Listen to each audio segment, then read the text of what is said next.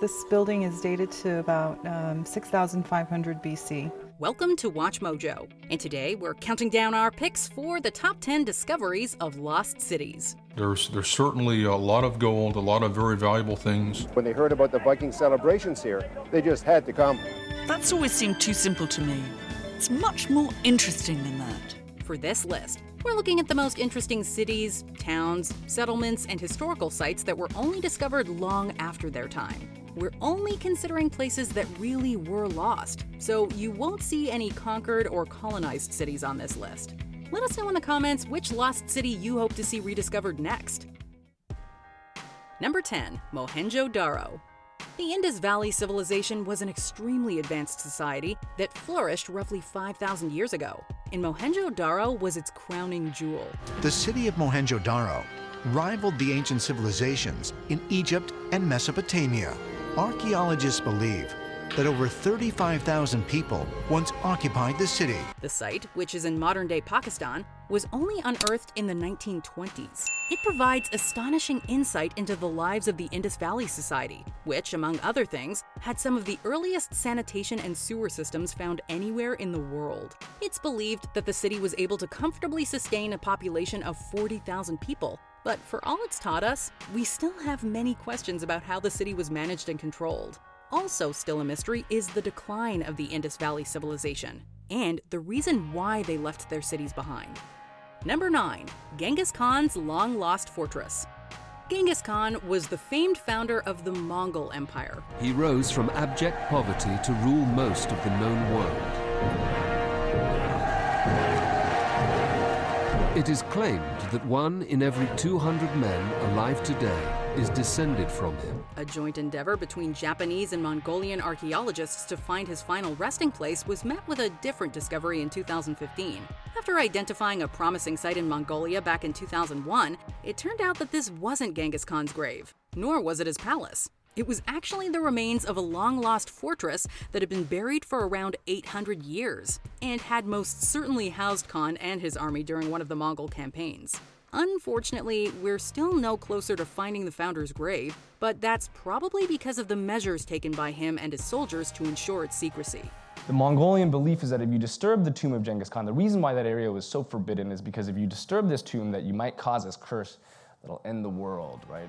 Number 8. Çatalhöyük.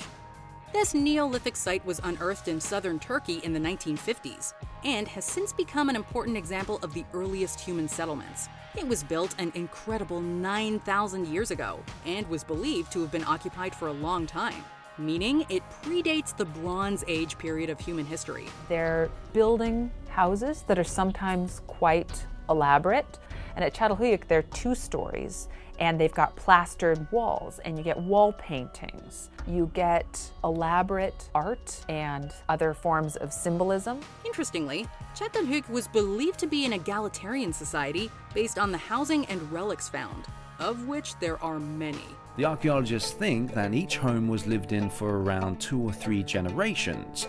Then it was closed up and filled with soil so that a new house could be built on top. Even more striking is the fact that many, if not all of the Proto-Cities buildings were built with entrances on the roofs. There were few to no paths or streets in between homes. The people of Çatalhöyük seemingly traveled by rooftop. There are facts and findings listed on site where you can look and learn about the significant areas of each building. Number 7. Lanza Meadows. Long before Columbus was even born, the Vikings had already made the treacherous voyage across the northern Atlantic Ocean to set up shop in Newfoundland in modern Canada. They left just enough evidence to prove their presence over 1,000 years ago. Though it was already known that Vikings had reached North America, for a long time, there was little concrete evidence outside of the Vikings' famous sagas. That was until a Viking town was unearthed at Lanza Meadows in the 1960s. In this age of space exploration, landings on the moon and Mars, I think that enough people can see some parallels with, I don't want to push that too far, but they can see parallels with sailing into the unknown and charting a course and taking your world with you. Evidence suggests the Vikings didn't stay long enough to build up a particularly large presence, and the village would have held only about 100 people. But it was still a major discovery in the history of European voyages to the Americas, and in Norse history itself. Where they went, nobody knows. Perhaps back to Greenland, or perhaps on to the land where the wild grapes grow. Number 6. Helike. Helike has always eluded those who have searched for it. As it turns out, there may be some truth to Plato's story of an advanced city sinking to the bottom of the ocean. Though there are a few Greek ruins that fit this bill, Helike is probably the closest, since it truly was swallowed up by the ocean. Unlike Atlantis, Helike's story isn't quite one of hubris. It was a prominent city-state in Greece that was affected by an earthquake, which likely subsequently caused the tsunami that submerged it. This is a Helike fault. We think this is the fault surface was probably responsible for the earthquake that destroyed Helike. We know from an earthquake in 1861 that this fault has one peculiar quality. It makes the ground sink. Despite there being plenty of records attesting to its existence, archaeologists were not able to find it until 2001. Among the artifacts uncovered are coins embossed with the image of Poseidon, which is awkward because legend says it was Poseidon's vengeance that caused Helike's downfall. Number 5. Leptis Magna. Originally built by the Phoenicians, Leptis Magna was settled with several colonies, and ultimately fell to the Romans before they lost control of it completely. By the 7th century AD, the once stunning city fell into abandoned ruins and was eventually completely consumed by sand. The complex is about 2 kilometers wide from east to west. Most of the buildings were built during the reign of Emperor Septimus Severus, who was born here. Severus was the first Roman emperor from Libya, and he wanted his home city to be on a par with Rome. It disappeared until the 1930s, when the Italian invasion of Libya included trying to find the Grand City. The Italians were successful, and huge portions of the city were excavated, including a beautiful Roman theater and many of the settlement's buildings.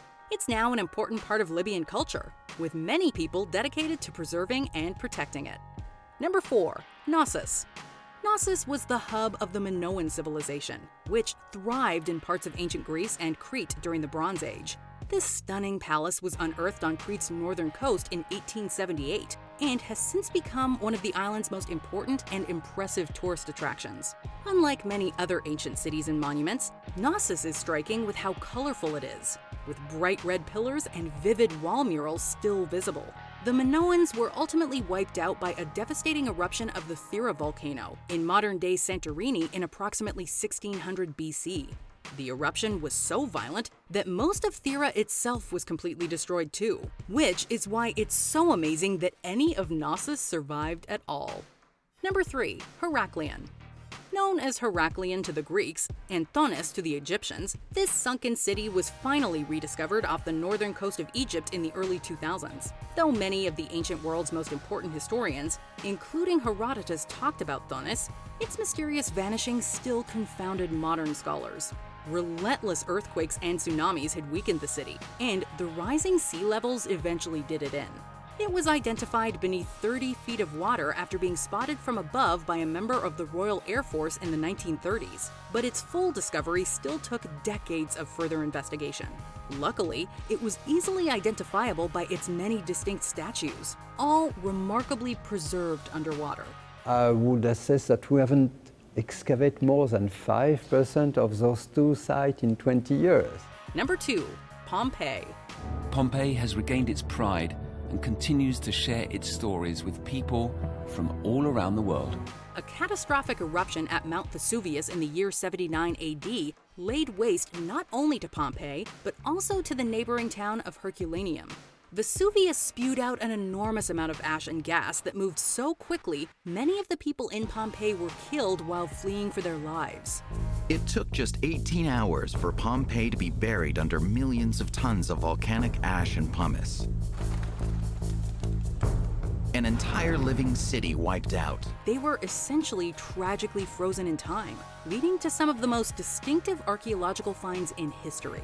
But as significant and as famous as Pompeii and its destruction are now, the site was of little interest until the turn of the 20th century. The point is we have a great opportunity here because we have a snapshot of the society.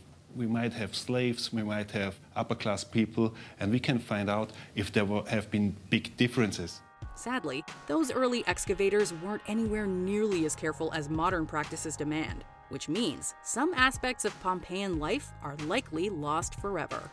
Before we unearth our top pick, here are some honorable mentions. Akrotiri, small Minoan outpost destroyed in the same eruption as Knossos.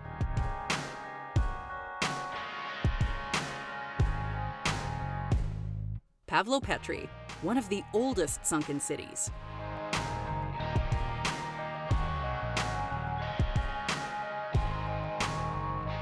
Before we continue, be sure to subscribe to our channel and ring the bell to get notified about our latest videos. You have the option to be notified for occasional videos or all of them. If you're on your phone, make sure you go into your settings and switch on notifications.